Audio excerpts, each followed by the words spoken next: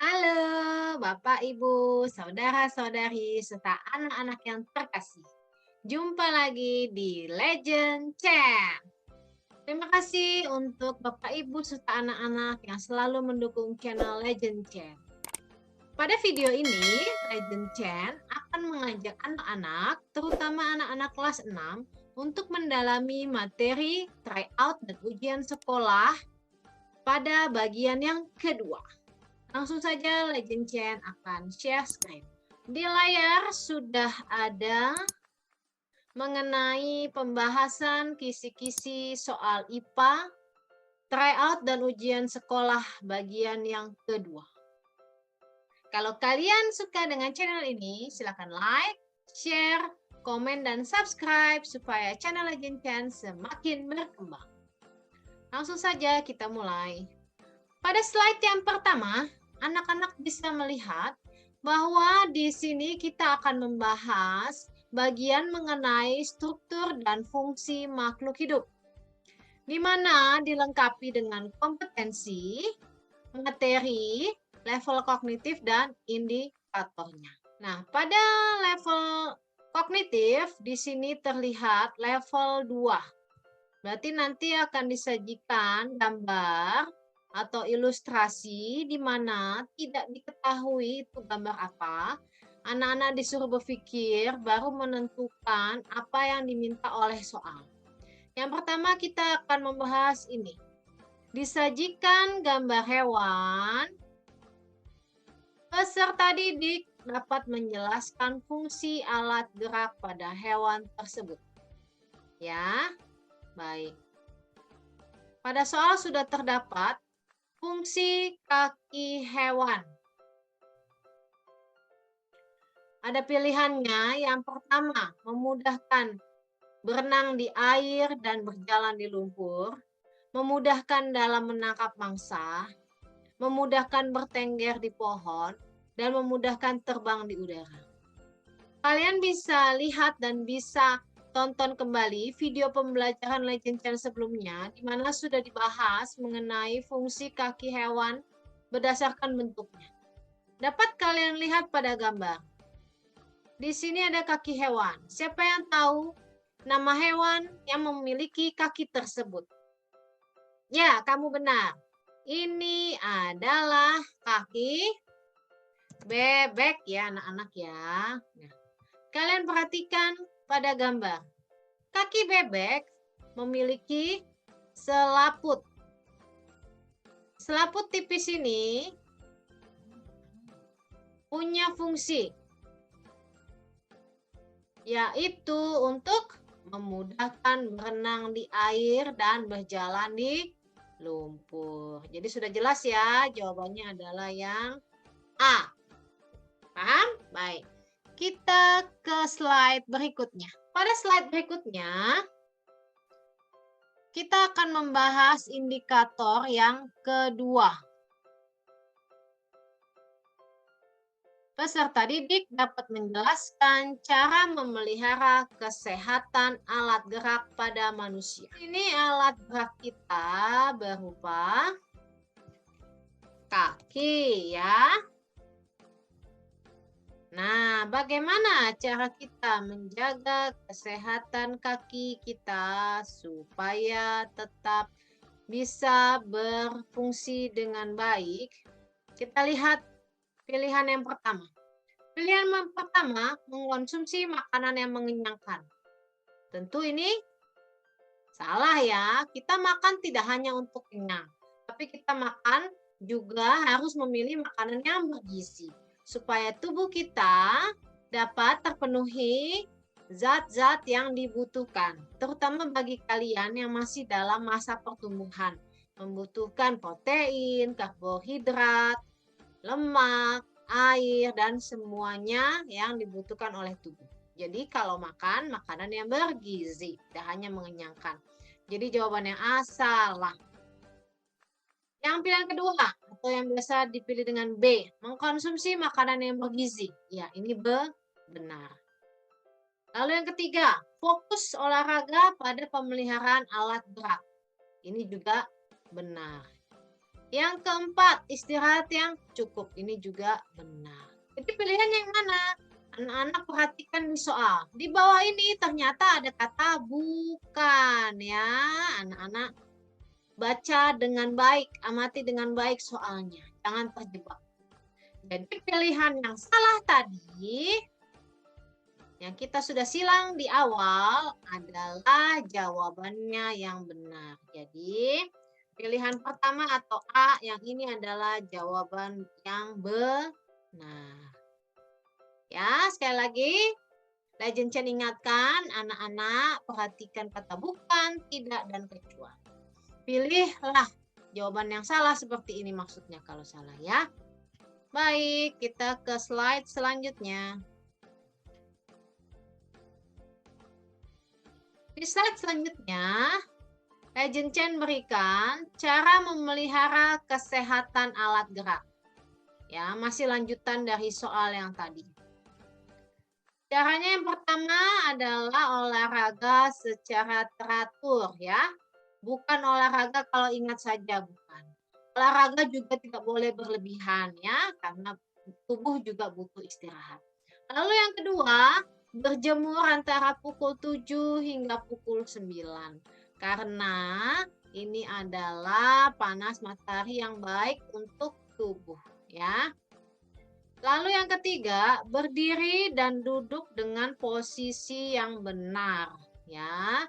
Karena ada kelainan-kelainan terutama tulang punggung jika duduk dan berdiri dalam posisi yang salah. Kalian masih ingat? Ya, ada skoliosis, ada lordosis, dan ada kifosis. Ya, kalian buka lagi materi di kelas sebelumnya. Lalu yang keempat adalah makan makanan yang bergizi, ya. 4 sehat, 5 sempurna. Nah, betul. Baik, kita lanjutkan. Pada slide ini kita akan mempelajari materi organ pernapasan pada manusia, di mana memiliki kompetensi adalah menjelaskan organ pernapasan dan fungsinya pada hewan dan manusia, serta cara memelihara kesehatan organ pernapasan. Kita akan membahas indikator yang pertama dulu. Indikatornya adalah disajikan gambar sistem pernapasan manusia, peserta didik menjelaskan proses yang terjadi pada salah satu organ yang ditunjuk. Nah, di gambar bisa kamu lihat telah disediakan bagian paru-paru ya pada manusia. Nah, pertanyaannya di sini adalah proses yang terjadi pada bagian paru-paru yang ditunjukkan oleh huruf E. Mana huruf E? Ya, huruf E adalah yang ini. Kalau kita mau tarik garis, berarti ada di sini. Baik, sebelum kita menjawab pertanyaan ini, kita lihat dulu slide selanjutnya. Di slide ini kita akan membahas alat pernapasan manusia dan fungsinya. Coba kalian lihat pada gambar. Di sini telah diberi keterangan gambar ya, bahwa yang A disebut hidung, yang B disebut faring, yang C disebut laring, yang D disebut trakea, yang E disebut bronkus, yang F disebut paru-paru, dan yang G disebut diafragma. Kita akan bahas satu persatu mulai dari hidung terlebih dahulu. Hidung yang dipegang, ya, itu adalah hidung. Hidung fungsinya untuk tempat keluar dan masuknya udara. Ya, lalu yang kedua, faring. Faring menyalurkan udara yang masuk dari hidung ini tadi menuju ke trakea. Ya, menuju ke sini. Itu tugasnya atau fungsinya faring. Sedangkan laring melindungi saluran pernafasan dari benda asing yang membahayakan manusia. Nah, jadi awal adalah di hidung, ya. Di hidung terdapat bulu hidung dan juga selaput lendir. Bulu hidung siapa yang tahu fungsinya? Iya, kamu benar. Bulu hidung itu fungsinya untuk menyaring kotoran dari udara yang dihirup, ya. Meskipun kita kalau merasa udara yang dihirup itu bersih, tapi kan ada partikel-partikel kecil yang tidak bisa dilihat oleh mata, namun bisa disaring oleh bulu hidung. Selaput lendir pada hidung itu berfungsi untuk menyesuaikan udara dari luar masuk ke paru-paru. Karena udara dari luar itu kondisinya berbeda dengan di dalam paru-paru. Jadi perlu disesuaikan melalui lendir yang ada di hidung, gitu ya. Oke. Lalu nanti di bagian laring terjadi lagi penyaringan yang kedua, begitu anak-anak. Baik, kita lanjutkan. Kemudian ada fungsi dari trakea. Yang D.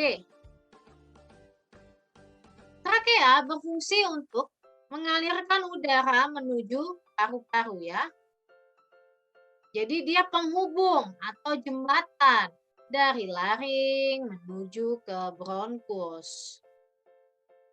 Nah, lalu selanjutnya adalah bronkus. Ya, yang ini tadi bronkus. Bronkus adalah jalur masuknya udara ke dalam dan keluar paru-paru. Ya. Bronkus disebut juga percabangan dari trakea karena nanti ada bronkus kanan dan bronkus kiri. Oke, next. Nah, kemudian selanjutnya ada yang disebut dengan alveolus atau gelembung-gelembung udara di sini nih, ada gelembung-gelembung udaranya ya. Nah, ini fungsinya penting untuk tempat pertukaran oksigen dan karbon dioksida. Yang mana nanti oksigen diserap menuju ke kapiler darah ya, sementara karbon dioksida dikeluarkan dari tubuh. Lalu yang terakhir ada yang namanya diafragma nih. Kalau penyanyi pasti menggunakan diafragma. Ya, karena fungsinya adalah untuk menarik dan mengeluarkan napas. Biasanya ini disebut dengan pernafasan perut. Ya, kalau pernafasan dada pakai otot tulang rusuk atau otot dada. Oke. Nah, kita ke slide selanjutnya. Maka di sini kalian sudah bisa menjawab ya anak-anak ya. Jadi jawaban yang benar yang mana? Apakah yang pertama, kedua, ketiga, atau keempat? Iya, benar. Jawabannya adalah yang kedua. Sebagai jalur masuknya udara ke dalam. Yang selanjutnya adalah kompetensinya masih sama dengan yang tadi, namun kita akan bahas indikator yang kedua. Peserta didik dapat menjelaskan perilaku yang harus dihindari agar kesehatan organ pernapasan tetap sehat. Di sini Legend Chen berikan persoalan bahwa di bawah ini salah satu hal yang harus dihindari supaya kesehatan organ pernapasan tetap sehat, yaitu yang A, berolahraga secara rutin, yang B, memakai masker saat bepergian, yang C, memeriksakan kesehatan pribadi secara berkala, yang D, merokok setiap hari. Mana yang menurut kamu? Ayo dipikirkan dulu. Ting, ting, ting, ting, ting, ting, ting. Ya, jadi yang harus dihindari adalah merokok setiap hari. Ini tidak boleh ya, mengganggu kesehatan paru-paru. Baik, kita selanjutnya. Baik, di slide ini kalian bisa baca kompetensinya adalah menjelaskan organ pencernaan dan fungsinya. Baik pencernaan hewan maupun manusia. Dan juga cara memelihara kesehatan organ pencernaan. Nah, kita akan bahas dulu indikator yang pertama. Disajikan gambar sistem pencernaan manusia di mana kalian dapat menjelaskan fungsi dari salah satu organ tersebut. Kalian perhatikan gambar organ pencernaan manusia di bawah ini. Ada pilihan A sampai dengan R. Pertanyaannya adalah fungsi organ pencernaan yang ditunjukkan oleh huruf D. Ini huruf D. Kalian bisa baca pilihannya. Ada pilihan ke-1, kedua, ketiga, dan keempat. Baik, sebelum kamu jawab, ada baiknya kita lihat penjelasannya di slide berikutnya. Ya, di sini bisa kalian lihat, ya, ada organ pencernaan yang tadi di pertanyaannya ini terdapat gambar yang tidak diketahui namanya, ya. Di sini Legend Pen sudah berikan bagian-bagiannya. Bisa kalian lihat di sini ya, bagian-bagian pencernaan. Ya. Berarti yang A ini disebut dengan mulut. Yang B kerongkongan. Yang C lambung. Yang D usus halus. Yang E usus besar. Yang F anus. Kita akan bahas dulu masing-masing organ pencernaan ini beserta dengan fungsinya. Baik, yang pertama tadi ada mulut. Mana mulut kalian? Ya, mulut gunanya untuk makan, untuk minum. Jadi tempat masuknya makanan dan menghancurkan makanan sekaligus di situ. Supaya bisa ditelan. Karena di dalam mulut dilengkapi oleh gigi dan lidah. Ya. Gigi dan lidah itu ada fungsinya, anak-anak. Ya, benar. Gigi fungsinya untuk menghancurkan makanan. Ada gigi seri, ada gigi taring, ada gigi geraham. Ingat fungsinya? Gigi seri untuk memotong makanan. Gigi taring untuk mengoyak makanan. Gigi geraham untuk menghaluskan makanan.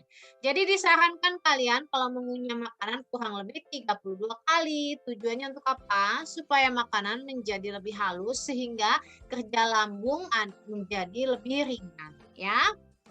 Nah, setelah halus lalu ditelan. Nah, di dalam mulut ada namanya kelenjar ludah dengan enzim petialin ya. Nah, kerongkongan ini fungsinya untuk menyalurkan makanan yang sudah dikunyah tadi masuk ke dalam lambung. Ya. Di dalam kerongkongan ini terdapat namanya gerak peristaltik. Artinya gerak mendorong dan meremas makanan agar mudah menuju ke lambung. Oke, selanjutnya. Selanjutnya adalah lambung. Di lambung, makanan akan dipecah dan dicampur oleh enzim. Di dalam lambung terdapat enzim. Nah, untuk memudahkan kalian mengingat, Legend Chen akan berikan kata kuncinya. Biasanya kita makan karena lapar ya. Jadi di lambung itu ada enzim yang namanya lapar. Apa tuh Legend Chen lapar? Oke. L-nya dari kata lipase. Lipase ya. Lipase ini berfungsi untuk mengubah lemak menjadi asam lemak dan gliserol. Itu lipase. Yang kedua adalah amilase. Enzim amilase berfungsi untuk memecah karbohidrat menjadi gula atau glukosa. Yang ketiga disebut pepsin. Jadi pepsin berfungsi untuk mengubah protein menjadi pepton. Lalu yang kelima ada yang namanya asam klorida. Ini fungsinya untuk melindungi lambung dari bakteri-bakteri. Karena dia bersifat asam, jadi bakteri yang masuk ke dalam lambung akan mati. Ya. Lalu yang kelima ada yang namanya enzim renin. Renin fungsinya mengubah protein dari susu menjadi laktosa. Itu ya nak ya, enzim-enzim di dalam lambung. Selanjutnya adalah usus halus. Usus halus berfungsi untuk menyerap sari-sari makanan yang berguna bagi tubuh. Nah, ketika sari-sari makanan sudah diserap, maka tinggallah air yang akan diserap oleh usus besar. Nah, makanan yang sudah menjadi padat ini akan ditransfer ke anus untuk dibuang. Oke, dalam bentuk feses. Maka di sini bisa kalian jawab, yang manakah fungsi dari huruf D? Tadi huruf D namanya apa? Usus halus. Ya. Huruf D namanya usus halus. Apa fungsi usus halus? Yang poin keberapa? Iya, kamu benar. Poin yang ketiga, menyerap sari-sari makanan. Nah, sekarang Legend Chen tanya, poin yang pertama menghasilkan enzim pepsin ada di mana? Iya, di yang ditunjuk di huruf C atau lambung. Lalu yang kedua, menyerap kadar air ada di mana? Iya, benar, di huruf E atau disebut dengan usus besar. Lalu yang keempat, membawa makanan dari mulut ke lambung. Iya, benar, yang ditunjuk huruf G, rongkongan. Pintar-pintar semua anak-anak ini. Baik, sekarang selanjutnya. Selanjutnya kita akan bahas poin indikator yang ketiga. Peserta didik dapat menentukan penyebab gangguan kesehatan. Ya, di sini ada soal uraian di mana dituliskan apa penyebab terjadinya gangguan kesehatan pada organ pencernaan. Bisa kalian baca sendiri, ada 3 poin di sini. Oke? Baik. Selanjutnya. Nah, di slide ini kita akan belajar mengenai peredaran darah pada manusia. Indikator yang pertama, disajikan gambar organ peredaran darah manusia. Kalian dapat menjelaskan fungsi salah satu organ yang ditunjuk. Baik, kalian perhatikan organ peredaran darah ini telah ditunjuk tanpa diketahui nama-nama bagiannya.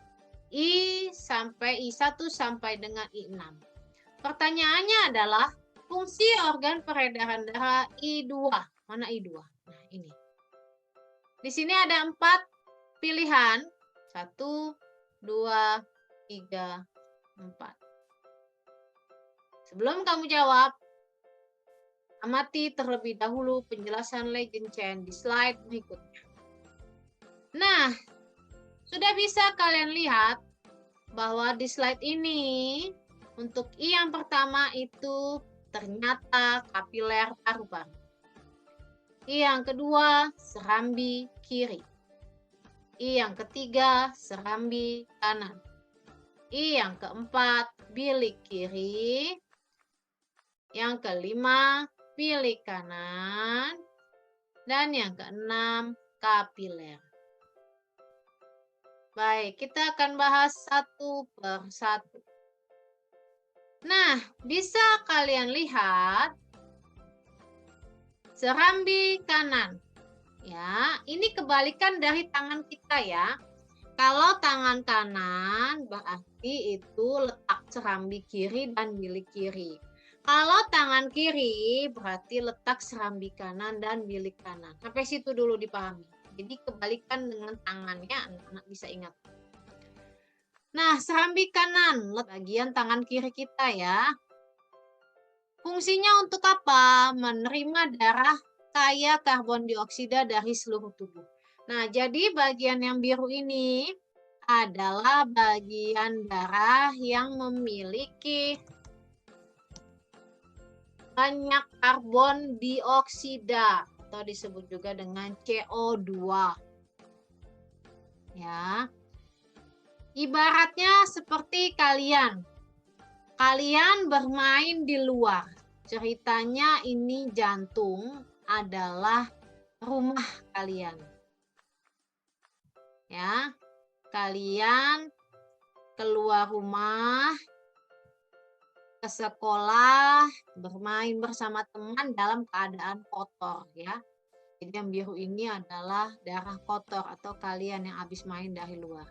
Kemudian pulang ke rumah, masuk melalui serambi kanan. Ini pintu utama, serambi kanan masuk. Berarti darah yang tadi habis jalan-jalan dari seluruh tubuh, balik lagi ke jantung melalui serambi kanan itu dalam keadaan kotor. Berarti darah kotor mengandung kayak CO2. Nah, di serambi kanan ini diterima. Selamat datang darah. Kamu habis main-main di luar ya? Ayo sini. Dibersihkan dulu ya, biar menjadi lebih segar. Gitu. Nah, dari serambi kanan, darah menuju ke bilik kanan. Di bilik kanan, darah yang kaya karbon dioksida tadi dipompa ke paru-paru. Jadi ini paru-paru ya. Paru-paru tuh ibaratnya kamar mandi.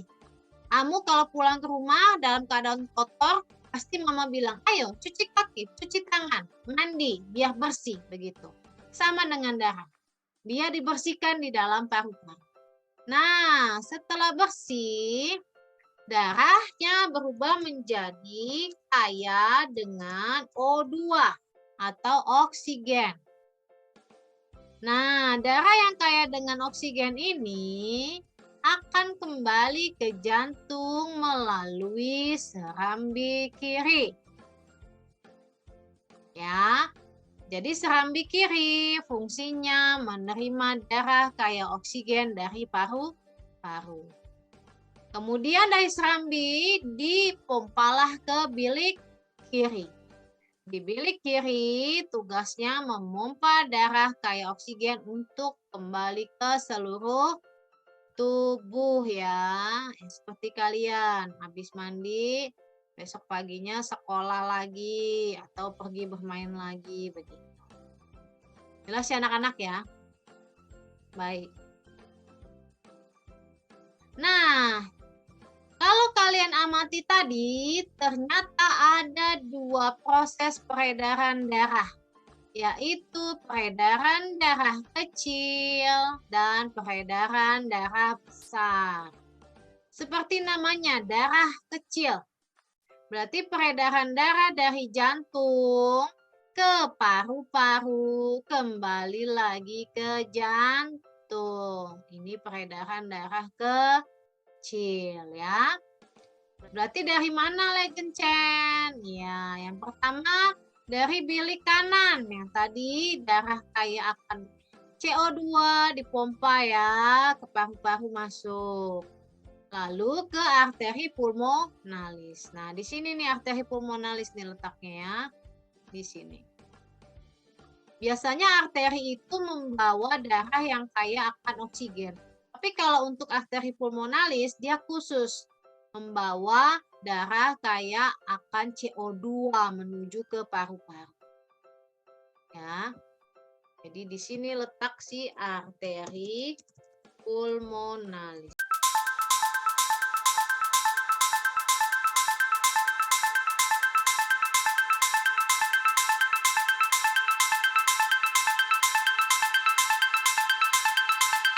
Arteri pulmonalis menuju ke paru-paru untuk dibersihkan. Setelah itu keluar melalui yang namanya vena pulmonalis. Khusus vena pulmonalis ini membawa darah yang kaya akan O2. Sedangkan untuk pembuluh vena yang lain membawa darah kaya akan CO2. Ingat-ingat ya. Lalu dari vena pulmonalis kembalilah ke serambi kiri. Begitu seterusnya. Inilah yang disebut peredaran darah kecil. Nah, kita akan bahas peredaran darah besar. Sesuai dengan namanya, peredaran darah besar. Berarti peredaran darah dari jantung menuju ke seluruh tubuh dan kembali lagi ke jantung. Ya. Jadi, darah yang tadi masuk dari serambi kiri, dipompa ke bilik kiri, lalu dia melalui satu arteri besar yang disebut dengan aorta. Dari aorta lalu ke arteri, baru ke seluruh tubuh, ke sini ke seluruh tubuh, lewat pembuluh vena dan kembalilah ke serambi kanan. Inilah yang disebut peredaran darah besar. Sampai sini paham anak-anak? Jadi di sini bisa kalian jawab. Jawaban yang benar adalah tadi I2 apa namanya, Nak? Iya benar, I2 namanya serambi kiri. Fungsinya apa? Dia kan dari paru-paru ya, berarti menerima darah bersih dari paru-paru. Jadi yang poin yang kedua jawabannya, Nak ya. Oke, sekarang kita lihat. Yang pertama, pilihan pertama, menerima darah kotor dari seluruh tubuh serambi kanan, betul. Memompa darah kotor dari jantung ke paru-paru, namanya bilik kanan. Memompa darah bersih dari jantung ke seluruh tubuh, bilik kiri. Masih dipaham ya, Nak ya? Oke, kita lanjutkan. Di slide ini kita akan bahas mengenai indikator yang kedua. Disajikan tabel kegiatan manusia, kamu dapat mengelompokkan kegiatan mana yang dapat menjaga kesehatan organ peredaran darah. Coba kalian baca dulu tabelnya. Ya. Jadi pilihannya adalah nomor 1 betul ya, menghindari kebiasaan merokok. Nomor 2 salah, ini untuk lambung. Nomor 3 apalagi merokok judulnya nggak boleh. Nomor 4 ini untuk lambung, salah jadinya. Ini pertanyaannya peredaran darah. Nomor 5 betul. Jadi jawabannya 1 dan 5. Poin keempat atau yang D. Tidak terasa anak-anak ya, ternyata ini adalah soal yang terakhir dan pembahasan yang terakhir dari video Legend Chain bagian yang kedua. Terima kasih kepada Bapak Ibu, anak-anak yang sudah menonton, mempelajari dan mengamati video pembelajaran ini hingga selesai. Terus dukung channel Legend Chain. Klik like, subscribe, komen, dan share sebanyak-banyaknya supaya channel Legend Chain semakin berkembang. Sampai ketemu di video pembahasan tryout dan ujian sekolah bagian ketiga. Bye, salam Legend Chain.